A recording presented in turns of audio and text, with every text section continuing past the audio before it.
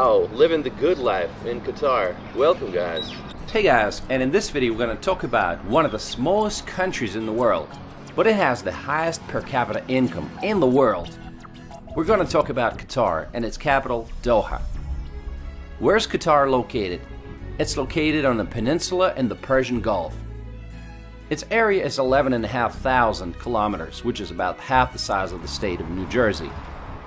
The population of the country is 2.8 million people, and the population of its capital, Doha, is 956,000 people. Today, Doha is known for its futuristic skyline and modern architecture inspired by Islamic design, such as the Limestone Museum of Islamic Art. Before coming here, I had this impression that everyone here must be extremely wealthy and that every other guy has a Ferrari. Well, of course, there's no shortage of luxury cars in the streets, as well as villas and yachts, but not to the extent that I was expecting. In fact, after 2 days, I only saw one Ferrari. Hi. Oh, hi! Welcome to Qatar! Thank you very much. Okay, goodbye. The locals here make up about 15% of the population, while the remaining 85 are foreign workers. The population is growing rapidly. High salaries in the oil, tourism, and construction industries are attracting a lot of foreigners. First, let's point out some cultural aspects. Qatar's legal system is a mixture of civil law and Sharia law. For example, adultery is punishable by 100 lashes. Wow, that must hurt. In some cases, Sharia-based family courts treat a woman's testimony as being worth half that of a man. Also, polygyny is permitted. If you are in Qatar, you're one of us, says a sign urging tourists to dress modestly. And I agree, a little bit of respect will go a long way. Foreigners should avoid public displays of affection, and women should keep their shoulders and knees covered. Alcohol consumption is limited, and it's limited to some 5-star hotels that are allowed to sell it. This hotel, Sheraton Grand, with a distinct pyramid shape, was the first 5-star hotel in the city, built all the way back in 1979. Today, the business district of Doha, the West Bay area, looks futuristic, and it's best seen from Corniche Promenade.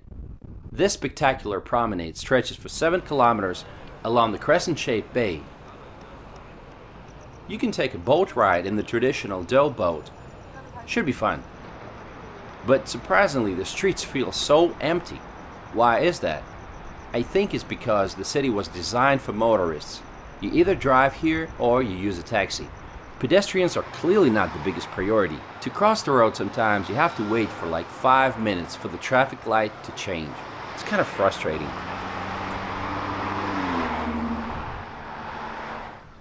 What's the recent history of Qatar? In the 19th and early 20th centuries, Qatar was part of the Ottoman Empire. Later, it was under the protectorate of Great Britain until it claimed its independence in 1971.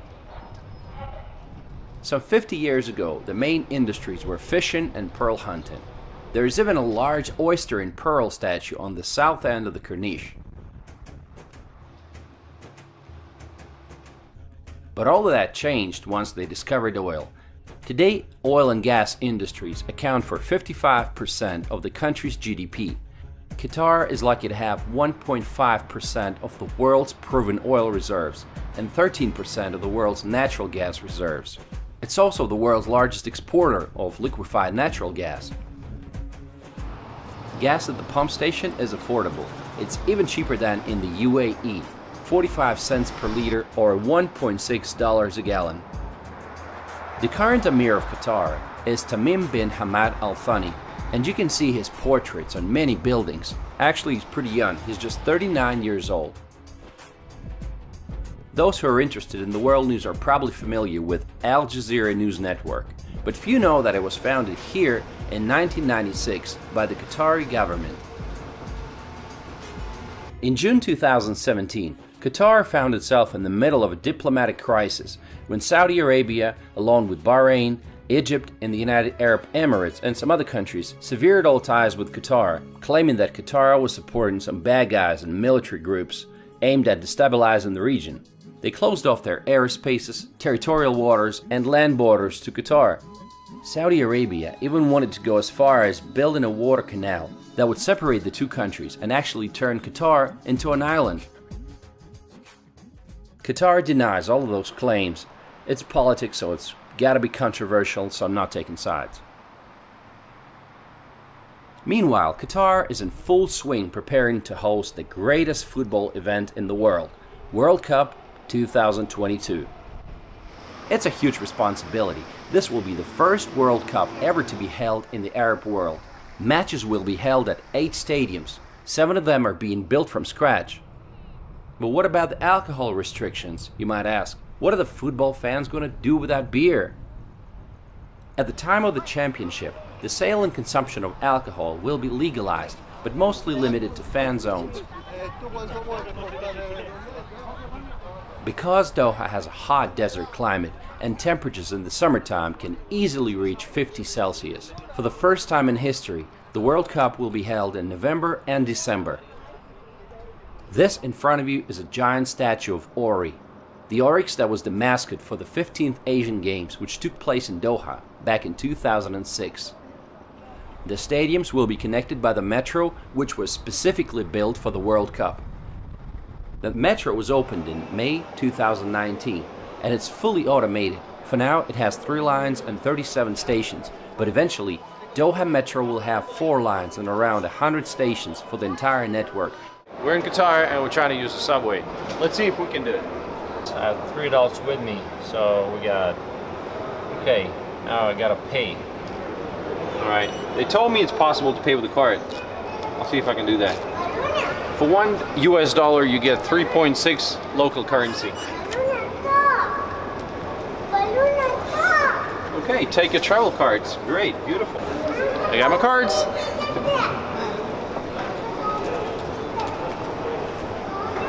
Let's go. Train cars have different classes: standard class, family class, and gold class. One trip in standard class costs about $50.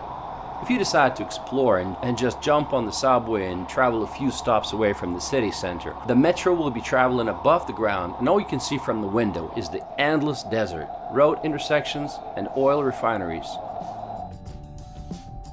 Qatar is working hard to make it a popular tourist destination.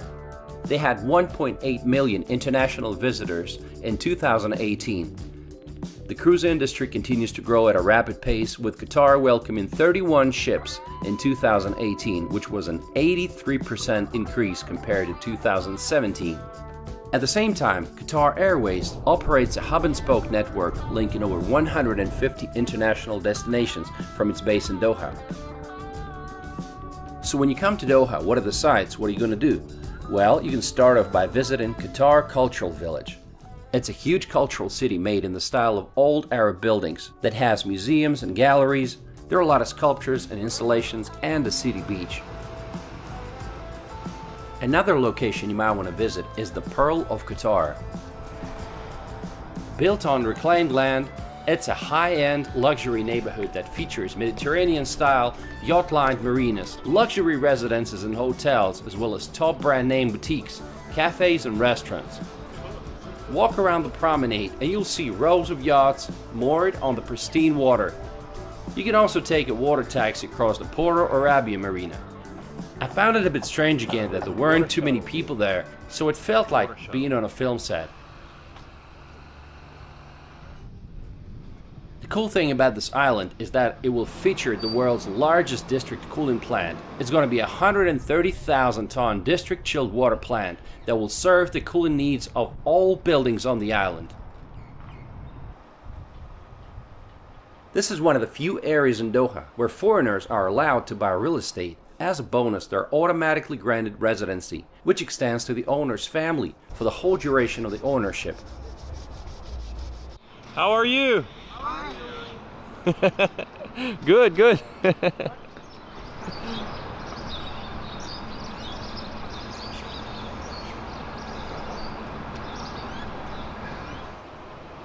Just to give you a price range, a 2-bedroom apartment with sea view will be around $400,000 or $500,000.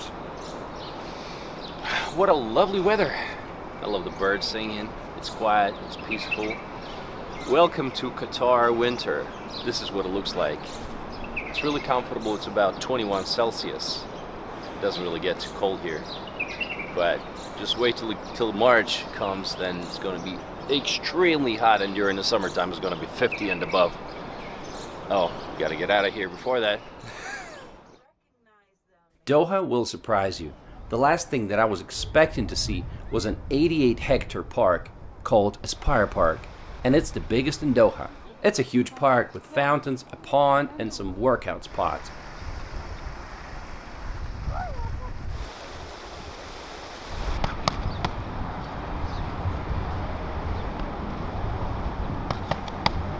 Nice boxing. Now, would you believe this is Qatar? I mean, 20 years ago, this was a desert. And now you see all those parks and people exercising. Wow, that is impressive.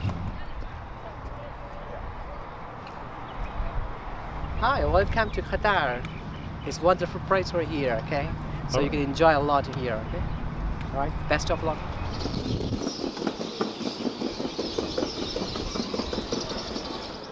In the evening, it's a good idea to visit some traditional markets like Souk Waqif.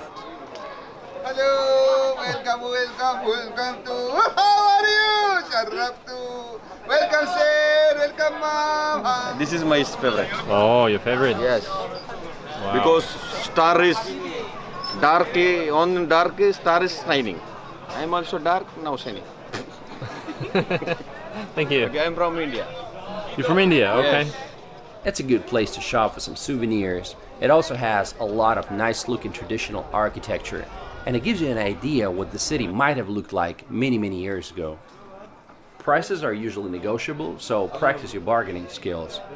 There are a lot of restaurants and shisha bars in the area. You know, it's a typical thing in this country to find a shisha bar and smoke some fruit-flavored tobacco. Across the road, you can visit Museum of Islamic Art. Calligraphy, Islamic patterns, jewelry and textiles from 3 continents make up its vast collection, with some of its items dating from the 7th to the 19th centuries. The population of the city is small, and the expat community is even smaller. New arrivals can easily make friends by taking up a sport or starting a conversation with the neighbors. Excuse me, is this a CrossFit training? No, just normal kind of boot camp training. Oh. Just like circuit training, boot camp stuff. Oh, cool. 30 seconds left. It's Warrior Fit. Warrior Fit? Warrior Fit, what's that? Yeah. A new gym opening in Laguna Mall. We do outdoor and then we'll do indoor once the gym's open. Awesome. Okay. We're just visiting for one day, so that's cool. Okay, never mind. Nice to meet you. Thanks. Okay, last 10 seconds. Shopping malls seem like the obvious choice when you want to escape from the heat. One of the most well-known is the Venetian-inspired Villaggio Mall, which has over 200 stores. However, its indoor canal is the main attraction. Here you can take a gondola ride and look up at the painted blue sky with scattered clouds. Another popular shopping mall is City Center Doha. It's the largest in Qatar. It offers a large and diverse shopping experience, and it has a multiplex cinema, a bowling alley, and even an indoor ice skating rink. Some of the favorite activities for locals include camel racing, which take place in the wintertime and spring when the heat goes down. The country is surrounded by the sea, so water sports are a must. Safari tours to the desert with dune bashing and land cruisers are also popular.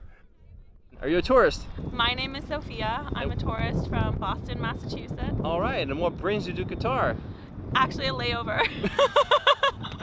I left Pakistan, Karachi this morning, and I got here 3 hours later.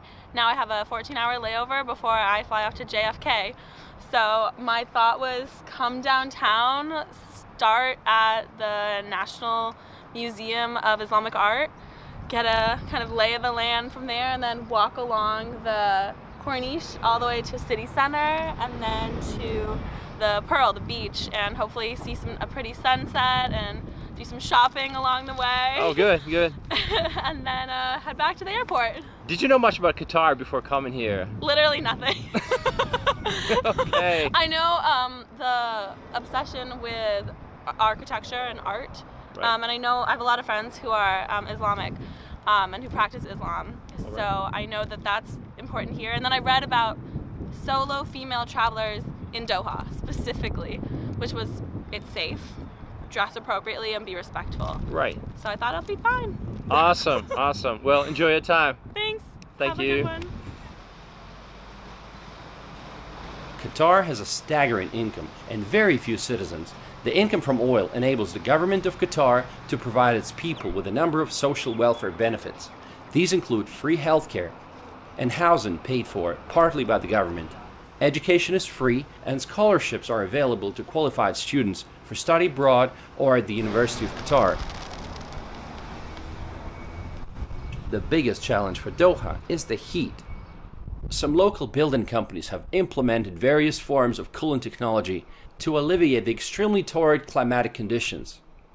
Qatar is very safe, with low levels of even petty crime. Many people try to compare Doha with Dubai. Indeed, this comparison makes sense. Their starting points are very similar. Lots of oil money and the desert. Of course, Doha is not there yet, but the city is doing its best to narrow the gap. The construction is in full swing, and many new sites will be opened for the World Cup. Knowing how much they want to impress the world, I think it can be done. Doha is another example of how, with the right strategy in mind and the resources to back it up, you can turn any place on planet Earth, even the desert, into a thriving city of the future. And what do you guys think about Doha and Qatar? Let me know in the comments. Thanks for watching.